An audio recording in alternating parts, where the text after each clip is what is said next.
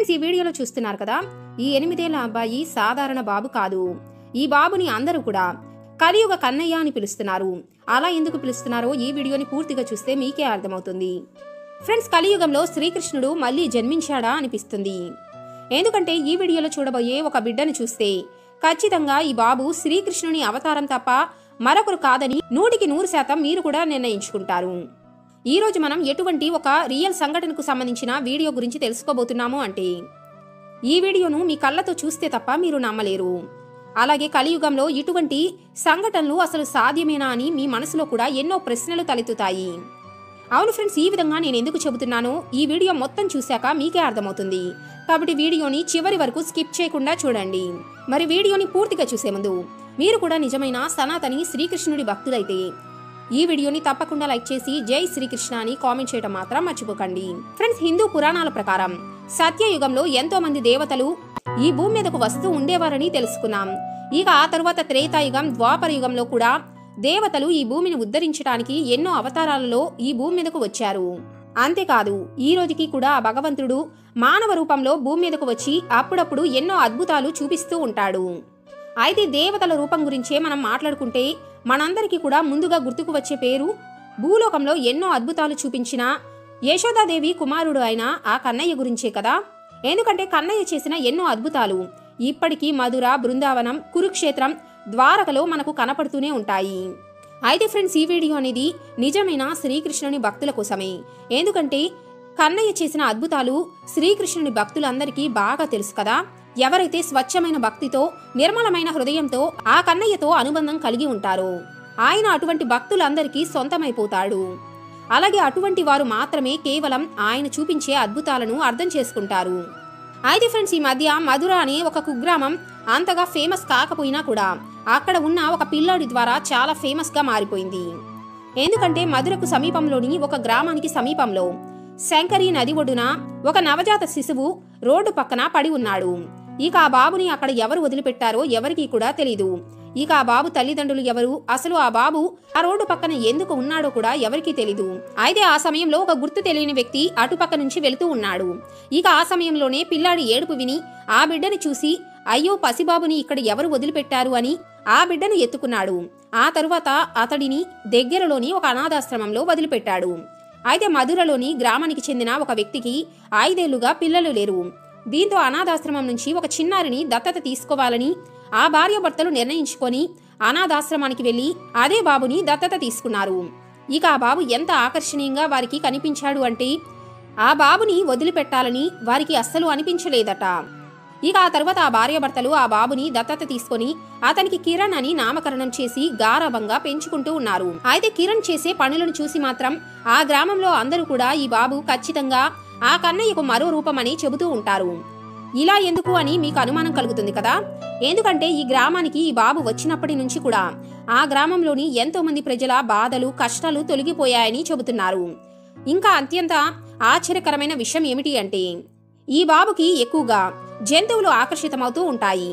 ఈ బిడ్డ ఎక్కడ కూర్చుంటే జంతువులు కూడా అతని పక్కనే కూర్చొని ఉంటాయి. ఇక ఆ పిల్లాడి చుట్టూ ఉండే జంతువుల్ని చూస్తుంటే ఆ జంతువులు కూడా ఈ అబ్బాయిని ఇష్టపడుతున్నాయేమో అనిపిస్తుంది. నిజానికి ఈ పిల్లాడికి సంబంధించిన అద్భుత సంఘటన ఎప్పుడు మొదలైంది అంటే ఈ బాబు ఒకసారి ఇంటి బయట ఆవరణలో ఒంటరిగా కూర్చొని ఉన్నాడు. ఆ సమయంలో అతని తల్లి లోపల వంట చేస్తూ ఉంది. ఇక ఈ సంఘటన పగటి పూట జరిగింది. ఇక ఆ సమయంలో కిరణ్ ఇంటి ముందే కూర్చొని ఆడుకుంటూ ఉండగా దగ్గరలోని అడవిలోని ఎన్నో జంతువులు అతని పక్కనే వచ్చి కూర్చున్నాయి.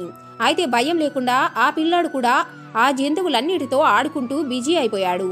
ఇక అది చూసిన గ్రామస్తులంతా కూడా గుమికూడి అతన్ని చూడటం ప్రారంభించారు. వెంటనే బయట ఉన్న గ్రామస్తులందరూ కూడా లోపల ఉన్న కిరణ్ తల్లిని పిలిచి బయట జరుగుతుందంతా చూపించారు. ఇక దగ్గరలోని అడవిలోని అన్ని జంతువులు కూడా పిల్లాడి చుట్టూ కూర్చొని ఉండటం చూసి ఆ తల్లి కూడా షాకు గురైంది. ఇక మరోసారైతే ఆ పిల్లాడి పక్కన పాముల గుంపు కూడా కనపడింది. ఇక అతని తల్లి వెంటనే భయపడిపోయింది.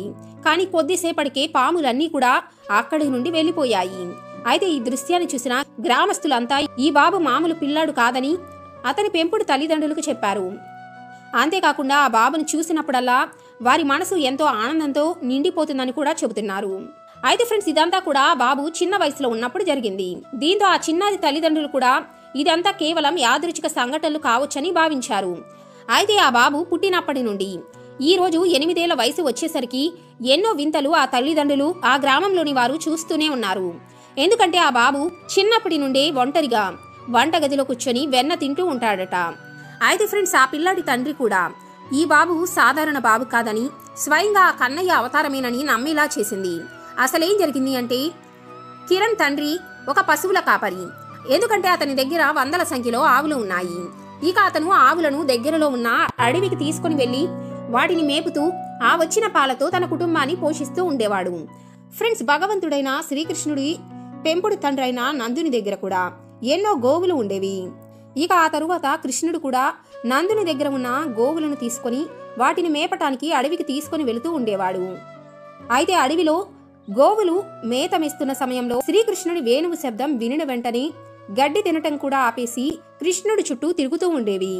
అయితే ఇప్పుడు ఈ బాబు తండ్రి దగ్గర కూడా వందల ఆవులు ఉన్నాయి. ఇక కిరణ్ ఈ ఆవులను మేపటానికి తీసుకుని వెళుతూ ఉంటాడు. అయితే కిరణ్ ఎటువైపు వెళితే ఈ ఆవులు కూడా అతన్నే అనుసరిస్తాయి. అతను చెప్పిన విధంగా అన్ని పనులు చేస్తాయి. కిరణ్ ఒక్క అడుగు ముందుకు వేస్తే ఆ ఆవులు కూడా ఒక్క అడుగు ముందుకు వేస్తాయి. ఇక కిరణ్ పరిగెడుతూ ఉంటే ఈ ఆవులు కూడా అతను పరిగెడుతున్నట్టుగానే పరిగెడుతూ ఉంటాయి. ఒకవేళ కిరణ్ ఒక్కసారిగా తన అడుగులను ఆపివేసి అక్కడే నిలబడితే ఆవులు కూడా అక్కడే ఆగిపోతాయి. ఇక కిరణ్ ఒక్కసారి ఆవులను ప్రేమగా పిలిస్తే చాలు, ఆవులు ఎంత దూరంలో ఉన్నా కూడా కిరణ్ దగ్గరకు పరిగెడుతూ వచ్చి అతని చుట్టూనే ఉంటాయి. కిరణ్ ఏడిస్తే ఆ గోవుల కళ్ళలో కూడా కన్నీళ్లు కారేవి. ఇక కిరణ్ నవ్వుతూ వాటి ముందుకు వెళితే అవి కూడా ఎంతో సంతోషంగా కనపడుతూ ఉండేవి. అయితే కిరణ్ తండ్రి దగ్గర ఉన్న ఈ ఆవులన్నీ కూడా కాంకరేజ్ అనే జాతికి చెందిన ఆవులు. అయితే గంభీరంగా కనిపించే ఈ ఆవుల జాతి ఎంతో కోపిష్టి స్వభావాన్ని కలిగి ఉంటాయి. కానీ ఇంత గంభీరంగా కనిపించే ఈ గోవులు సైతం ఇప్పటి వరకు ఒక్కసారి కూడా కిరణ్ ను ఏ విధంగా కూడా గాయపరచలేదు అంటే నిజంగా ఆశ్చర్యంగా అనిపిస్తుంది కదా. ఇక కిరణ్ మరియు ఈ గోవుల మధ్య కనిపిస్తున్న ఈ ప్రేమను చూసి ఆ భార్య భర్తలతో పాటు గ్రామంలోని వారందరూ కూడా ఈ బాబు సాధారణ బాలుడు అని అనుకోవటం లేదు. స్వయంగా ఆ కన్నయ్యే వారి ఇంటికి వచ్చినట్లుగా భావిస్తున్నారు. అందుకు రుజువులుగా ఇప్పుడు జరిగిన సంఘటనలన్నీ కూడా చెబుతున్నారు. ఎందుకంటే ఫ్రెండ్స్ ఆ కుటుంబంలోని వారంతా కూడా శ్రీకృష్ణునికి పరమ భక్తులు.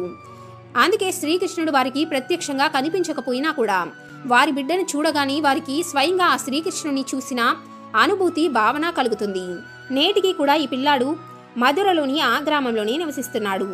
ఆ బాబు వయసు కేవలం 11 ఏళ్లు మాత్రమే. అయినా కూడా అతను ఎన్నో అద్భుతాలు చేస్తూ ఉంటాడు. ఎవరైనా సరే గ్రామంలోని వారు తన సమస్యను తీసుకుని ఆ బాబు ముందుకు వెళితే తప్పకుండా పరిష్కారం చూపిస్తాడు. ఇక ప్రజలు కూడా ఆ బాబు చూపించిన పరిష్కారానికి ఎంతో సంతోషించి అంగీకరిస్తారు. ఇది నిజంగా ఒక అద్భుతమా లేక మూఢనమ్మకమా అనేది స్వయంగా ఆ కృష్ణుడికి మాత్రమే తెలుసు. ముఖ్యంగా జన్మాష్టమి రోజున అతని ఇంట్లోని గోవులు మాత్రమే కాదు, ఊరిలోని ఆవులన్నీ కూడా కిరణ్ చుట్టూనే ఉంటాయి. ఇక ఆ దృశ్యాన్ని చూసి ఊరు మొత్తం కూడా ఆశ్చర్యపోతుంది. ఇటువంటి ఎన్నో అద్భుతాలు చూసిన ఆ గ్రామంలోని ప్రజలందరూ కూడా కిరణ్ ను స్వయంగా దైవాంశ సంభూతుడిగా భావిస్తున్నారు. అయితే ఇలా జరగడానికి వెనుక ఉన్న కారణం ఏమిటో ఎవరికీ తెలీదు. ఈ బాలుడు చేస్తున్న ఈ అద్భుతాలతో ప్రజలందరూ కూడా స్వయంగా వారంతట వారే ఈ బాబుకి భక్తుడిగా మారిపోతున్నారు. అంతేకాకుండా ప్రజలందరూ కూడా ఈ చిన్నారిలో శ్రీకృష్ణుడి మరొక రూపంగా భావించడం ప్రారంభించారు. మరి ఫ్రెండ్స్ ఈ వివరాలు తెలుసుకున్నాక మీకేమనిపిస్తుందో, అలాగే ఈ బాబు నిజంగానే కన్నయ్య మరో రూపమని మీరు కూడా భావిస్తున్నారా లేదా కామెంట్ రూపంలో తప్పకుండా తెలియచేయండి. అలాగే మీరు కూడా శ్రీకృష్ణుని పరమ భక్తులైతే ఈ వీడియోని లైక్ చేసి జై శ్రీకృష్ణ అని కామెంట్ చేయడం మాత్రం మర్చిపోకండి.